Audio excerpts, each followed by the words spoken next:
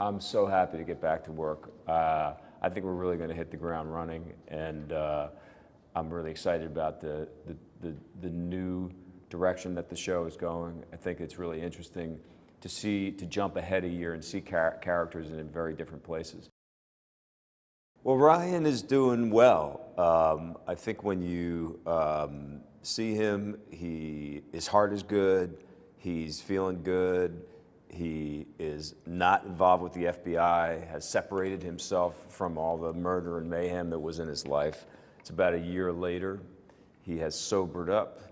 He has gotten a job teaching at criminology, and is feeling really good about himself and about his prospects, and is kind of starting to go through the process of opening his heart up and entertaining the possibility of a new relationship in his life. I am extremely resistant to get involved in Joe Carroll's case again, at least on the surface.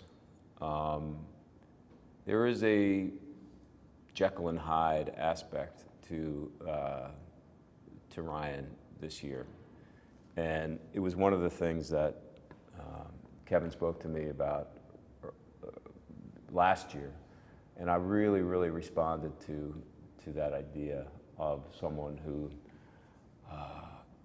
on the surface, is really, really keeping it together and has really turned over a new leaf, and then maybe not so much, in the darker corridors of his psyche. He has not yet been able to shake this obsession with Joe Carroll. Well, there's a character named Lily who is the sole survivor from this attack on the subway. She's a sophisticated, beautiful woman who works in galleries and understands the art world, and is European and kind of just a little bit mysterious.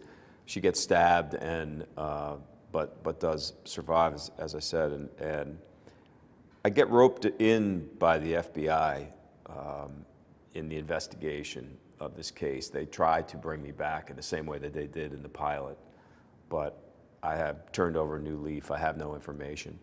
But in the course of kind of following the FBI around in this day, that we stopped by the hospital, and I feel an immediate sort of connection to this woman. I make my way back later on in the episode to her hospital room just to say, I'm sorry. I think that one of the aspects of Ryan's character that just is always there is he feels a tremendous responsibility, for not getting everybody in the cult, or in his case, even doubting that he got Joe Carroll.